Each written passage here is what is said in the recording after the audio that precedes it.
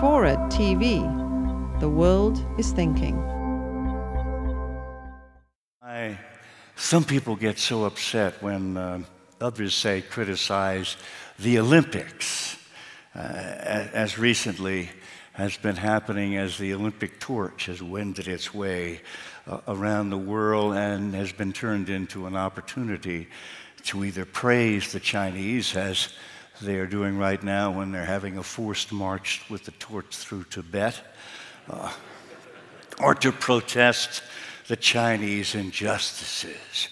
Don't mix politics and sport. Listen, first of all, the torch began as a political symbol. A lot of people think that it must be some revered touch of antiquity, which goes back to the old Greek Olympics. Not true at all. The torch relay was dreamed up by the Nazis for the 1936 Games, and then embossed in our dreamy Olympic consciousness by the magnificent gossamer photography of Leni Riefenstahl, who was Hitler's favorite filmmaker. And the Olympics kept it. So far as I know, the Olympic torch, is the only Nazi tradition in all the world that still survives. And politics?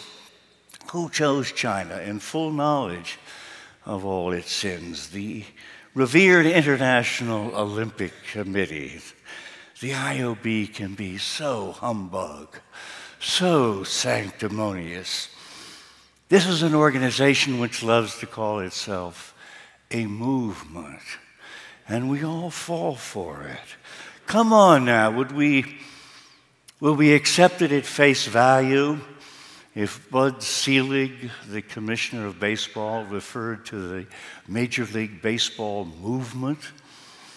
Would we buy it hook, line, and sinker if Mayor Oscar Goodman of Las Vegas asked us to pay homage to the Las Vegas Strip movement? Of course we wouldn't. But there's no real difference. The IOC is no more than a rich cartel that puts on a fancy show every 4 years. It's NASCAR with accents.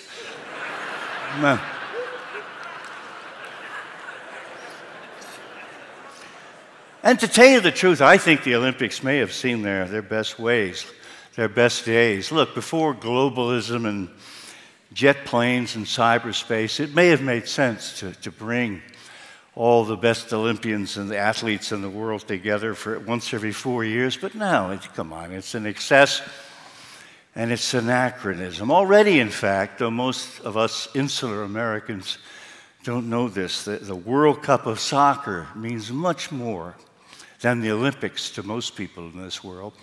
Right now, the European Cup in soccer is probably much more meaningful to most Europeans than the Olympics will be in a few weeks. The Olympics has ended up, in many respects, as a festival for those sports which nobody cares about for the other 3 years and 50 weeks. Can any of you name a track athlete, at least one who hasn't been caught on steroids?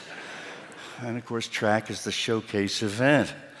So, in many respects, the Olympics has become a symphony orchestra without the violins and the brass, and we may very well be witnessing not just this censure of China with these Olympics, but the start of the decline. They're not going to go away, but every dog has its day, and as we know, there is no such thing as perpetual movement.